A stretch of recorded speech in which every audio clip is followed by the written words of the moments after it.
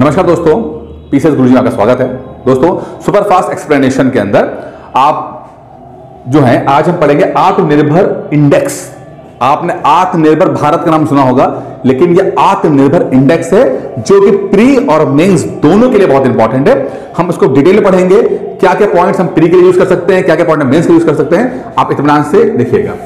अब ये आत्मनिर्भर इंडेक्स की बात हो रही है, पहले समझते हैं कि ये इंडेक्स का मतलब क्या होता है। इंडेक्स का मतलब होता है किसी को रैंक कर देना, रैंकिंग कर देना इसके अंदर, ठीक है। जैसे हमने यहां पर जो कॉन्सेप्ट है, जैसे हमने सेंसेक्स को देखा हुआ है, लिस्ट लाइन से सारी कंपनियां जो हैं इंडेक्स कर दी जाती हैं, लाइन से लिख दी जाती हैं इसके अंदर। जैसे आपका पेपर होता है उसमें सब लाइन से आप टॉपिक लिख देते हो अपनी कॉपी के अंदर, वैसे सारी कंपनियों को इंडेक्स कर देना। तो यहां पर हुआ क्या है, बड़ा इंटरेस्टिंग है। पहले समझते हैं कि एमसीक्यू के पॉइंट ऑफ व्यू से कि अगर प्री का सवाल आ रहा है तो कैसे आपका होगा।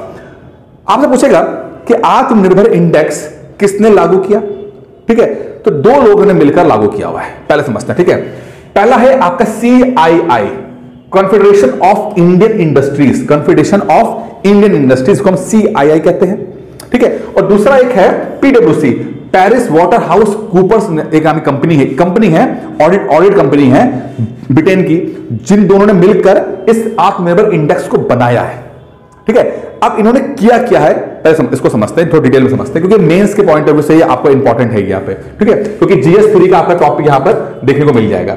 अब इन्होंने क्या किया कि ये बोला है कि इंडिया को जितने भी सेक्टर्स हैं, जितने भी जैसे कि मान लो मोटर सेक्टर हो गया, एग्रीकल्चर हो गया, फूड हो गया, ऐसा कुल इन्होंने 20 सेक्टरों के अंदर डिवाइड कर दिया। हिंदुस्तान को लगभग 20 सेक्टर के अंदर डिवाइड कर दिया, कि इंडिया को 20 सेक्टर में डिवाइड कर दिया। और ये देखने की कोशिश की गई है कि भाई हम किन किन सेक्टरों के अंदर आत्मनिर्भर बन चुके हैं और किन में हम आत्मनिर्भर अभी नहीं बने हैं।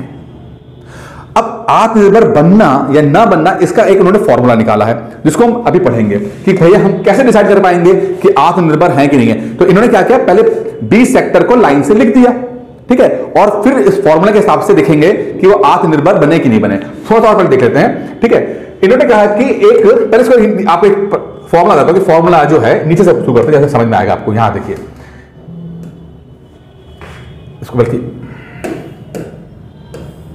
ये देखिए, स्टेप नंबर 3 देख रहे हैं आप, ठीक है। स्टेप नंबर 3 देखिए, इसमें देखिए क्या है कि जो मैकेनिज्म इसमें इन्वॉल्व किया गया है, इन्होंने एक रेशियो लिया हुआ है कि कोई सेक्टर में हम आत्मनिर्भर हैं या नहीं है, वो डिपेंड करता है एक इस रेशियो पे, इस फॉर्मूले पर, export divided by import ratio. Export यानी कि हमने कितना माल एक्सपोर्ट किया और कितना माल हमने इंपोर्ट किया, उसका क्या रेशियो रहेगा उसके ऊपर है। यानी कि मान लेते हैं, लेट्स सपोज ओवरऑल इंडिया की बात नहीं करते, लेट्स सपोज हम ले लेते हैं, हम फूड इंडस्ट्री ले लेते हैं, फूड, ठीक है। अब फूड इंडस्ट्री ने कितना डॉलर एक्सपोर्ट किया, कितना फूड बेचा और कितना हमने इंपोर्ट किया, उसका हम रेशियो निकाल लेंगे। अब अगर वो रेशियो 1 से ज्यादा आया, यानी कि एक्सपोर्ट जो है वो ज्यादा हो गया ना भाई, 1 से तभी होगा ना जब एक्सपोर्ट ज्यादा होगा। अगर एक्सपोर्ट ज्यादा हुआ तो ये 1 से ज्यादा आ जाएगा, तो इसका मतलब है कि हम उस सेक्टर के अंदर आत्मनिर्भर हैं, यानी कि हमने पैसा अर्जित किया है। हमने ज्यादा एक्सपोर्ट किया, कम इंपोर्ट किया, तो हमने ज्यादा अर्जित किया, हम आत्मनिर्भर हो गए। सिंपल फॉर्मूला इन्होंने निकाला। एग्जांपल ले लेते हैं छोटा सा, जिसमें समझ में आ जाए आपको। जैसे कि यहां देखिए कि ओवरऑल इंडिया की बात करते हैं 2021-22 के अंदर, ठीक है, लगभग 422 बिलियन डॉलर का एक्सपोर्ट किया, सब मिला मिलू के 422 बिलियन डॉलर का एक्सपोर्ट किया, और हमने लगभग 613 बिलियन को इंपोर्ट किया, सब मिला के इंपोर्ट किया। तो अल्टीमेटली नेगेटिव में रहे होंगे, यानी 1 से कम रेशियो रहा होगा, बिल्कुल 0.69 रहा। इसका मतलब है कि हम अभी भी ओवरऑल आत्मनिर्भर नहीं बने हैं। हम तब आत्मनिर्भर बनेंगे जब हम ज्यादा एक्सपोर्ट करेंगे और कम इंपोर्ट करेंगे। हमारी कंपनीज, हमारी फैक्ट्रीज, हमारी इंडस्ट्रीज इतनी मजबूत हो कि ज्यादा से ज्यादा माल को वो एक्सपोर्ट कर पाए, तभी हम आत्मनिर्भर कहेंगे, ठीक है। और आत्मनिर्भर भारत का भी यही कॉन्सेप्ट है, ठीक है। अब कुछ चीजों में इंडिया ने आत्मनिर्भरता अचीव कर ली है, जैसे कि 2-4 मैं आपको साइड बताता हूं। जैसे टेक्सटाइल के अंदर हिंदुस्तान ने आत्मनिर्भरता अचीव कर ली है कि हमने ज्यादा एक्सपोर्ट किया, कम इंपोर्ट किया। फूड प्रोडक्शन के अंदर हमने कर ली है, आयरन और स्टील के अंदर हमने कर ली है, ट्रांसपोर्ट में कर ली है, एनिमल प्रोडक्ट्स में कर ली है, फुटवेयर में कर ली है।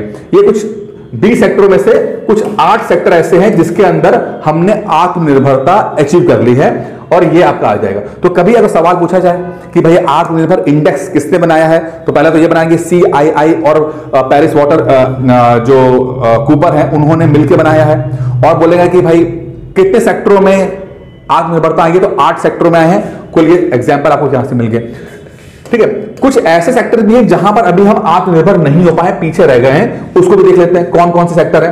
और आप देखोगे यहां पर मशीन्स अभी उस लेवल की हम नहीं बना पाए जहां पर हम ज्यादा एक्सपोर्ट कर पाए। ये इलेक्ट्रॉनिक सेक्टर, उसमें भी उतना अच्छा काम नहीं कर पा रहे, ठीक है। अभी कुछ 4-5 साल से हमने देखा कि ज्यादा हमने मोबाइल फोन को एक्सपोर्ट करना शुरू किया है, जो कि अच्छा पॉजिटिव है, लेकिन अभी भी बहुत काम बाकी है। अभी हम ज्यादा इस पे इन्वेस्टमेंट कर रहे हैं जिससे कि ज्यादा से ज्यादा मोबाइल या इलेक्ट्रॉनिक्स आइटम को हम एक्सपोर्ट कर सकें। चाइना से सबसे ज्यादा जो इंपोर्ट होता है वो टीवी हो गया, मोबाइल हो गया, हम इंपोर्ट करते हैं, ठीक है। तो हम चाहेंगे कि इसके अंदर या प्लास्टिक सेक्टर, इन सब सेक्टर में हम लैगिंग बिहाइंड है, पीछे रह रहे हैं इसके अंदर, ठीक है। तो अब ये सब चीजें जो हैं, अब तीनों चीजें आपको प्री में भी समझ में आएगा। आत्मनिर्भर इंडेक्स है ये जो CII और पेरिस वाटर हाउस कूपर ने बनाया है, इसका पूछ लेगा। और आपको ये भी समझ में आएगा कि किस तरह से इसका फॉर्मूला भी आपको देख लिया। एक्सपोर्ट बाय इंपोर्ट रेशियो जो है, अगर ग्रेटर देन 1 रहेगा तो हम आत्मनिर्भर है, अन्यथा नहीं है, और यहां पर देख लीजिए, ठीक है। बाकी दोस्तों इस वीडियो में इतना ही था। खत्म करने से पहले आपको बता दूं कि ये एक 150 दिन का क्रैश कोर्स चल रहा है यूपी PCS 2023 प्री के लिए, चाहे तो ज्वाइन कर सकते हैं। इसकी फीस 2999 रुपए है, और आप 99 में नीचे दिख नहीं रहा होगा, मैं लिख देता हूं आपके अंदर, आप 9919521555 पे कॉल करके इस कोर्स की जानकारी ले सकते हैं। कोर्स की फीस जो है 2999 रुपए है, और बहुत ही अच्छा कोर्स है, प्री ओरिएंटेड कोर्स है, क्रैश कोर्स है। इसको पढ़ने के बाद आपको कुछ भी और पढ़ने की जरूरत नहीं पड़ेगी। आगे दोस्तों इस वीडियो में इतना ही था, उम्मीद करता हूं वीडियो पसंद आया होगा। धन्यवाद।